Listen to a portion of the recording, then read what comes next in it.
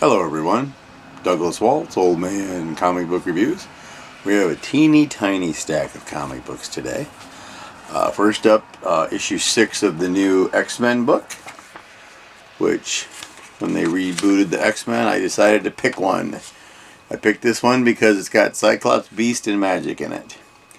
Writer is Jed MacKay, penciler is Nitho Diaz, inker is Sean Parsons. And I like that they have the little 90s looking lineup of who's in it. And getting a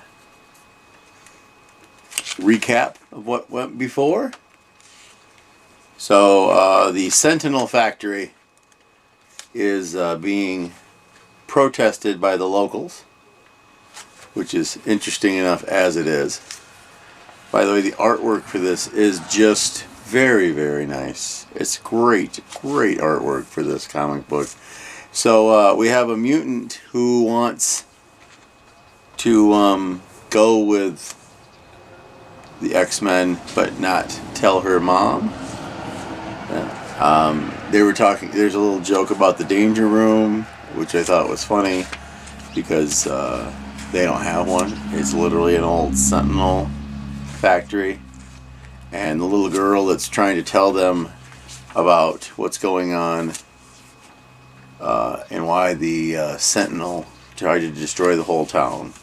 See, I wasn't in on the before this book was made, so any of that stuff is totally in the dark for me. So I'll learn as much as when it comes out. What are you gonna do, right? All right. Issue 14 of Power Girl. It's a great Power Girl cover. So, unfortunately. Then there's the inside.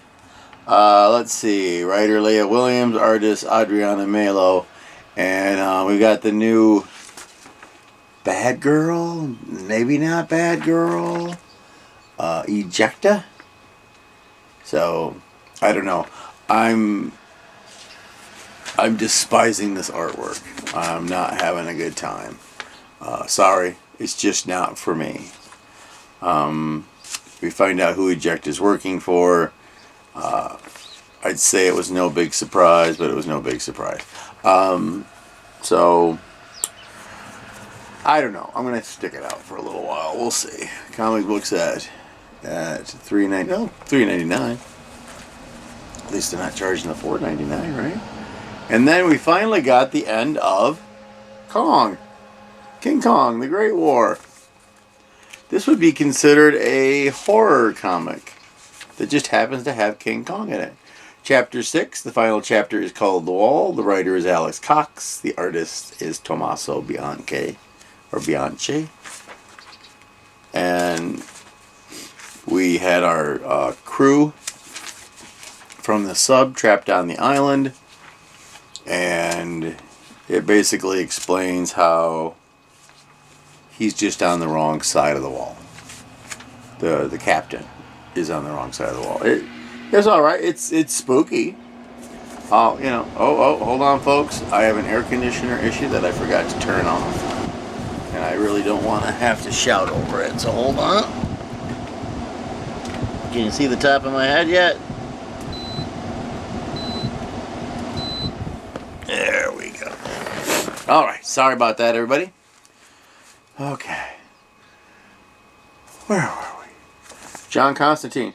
Hellblazer. Dead in America. And, wait a minute. Usually it's in the back. Oh, there we go.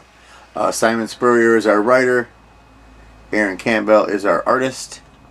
And this is issue 10 of 12. He's still in America. He's got the deaf mute kid that hangs out with him on the bus. The artwork's neat for what it is. It's so Vertigo from back in the day. But yeah, there are 2 issues left. So I will be reading the last 2 issues. But yeah, this is in the land of Hellblazer. This is no end-all be-all Hellblazer. But luckily, I saved the best for last. Godzilla's Monsterpiece Theater. Yes, that's a homage to the Fantastic Four #1 cover that we all know. This is issue 1. I thought it was a one-shot. It is not. Story and art are by Tom Scioli or Scioli. I've never met Tom, so I don't know how to pronounce his name. So it's interesting. It's Godzilla, and he attacks the party of the Great Gatsby's party, and it's here. Just look at this art. Look at this. This is just so pretty. So Gatsby decides to, since they're attacked and he can't find Daisy after the attack, he decides to become, well, I guess somebody who would fight a monster. First person he goes to is Thomas Edison. Then and I really like this King Kong kind of homage, but it's Godzilla. It felt very King Kong to me. So Gatsby has to go and he gets help from Thomas Edison, and he's determined to stop Godzilla. So it's J. Gatsby and the G-Force. G for Gatsby, because Godzilla has no name in this. No one knows what his name is. They've never had a Godzilla. So then he enlists the aid of a very old Sherlock Holmes, and then goes to see Jules Verne, who for some reason is a cyborg. I don't know why. I don't care. It's the most fun. Here, one more picture. Look at this thing. Look at that. Look at that. Isn't that great? I thought that was awesome. So then who else comes along? There's another one. The Time Machine. H.G. Wells. So H.G. Wells, The Great Gatsby, Sherlock Holmes, Thomas Edison. There's a guy in a cape with a question mark down here in the corner. I don't know who this is. This is not a one-shot. Thank heavens this is not a one-shot. So, yeah. I'm so excited to read the rest of these. This is a great, great book. So if we do our count, since we only have 5 books, 2 of them are superhero, 3 are not superhero. All pretty good books. Well, no. The Power Girl art isn't doing it for me, and I'm tired of John Constantine. This particular book feels like it is worn out its welcome. So, but we only have 2 more issues. I'll get them both.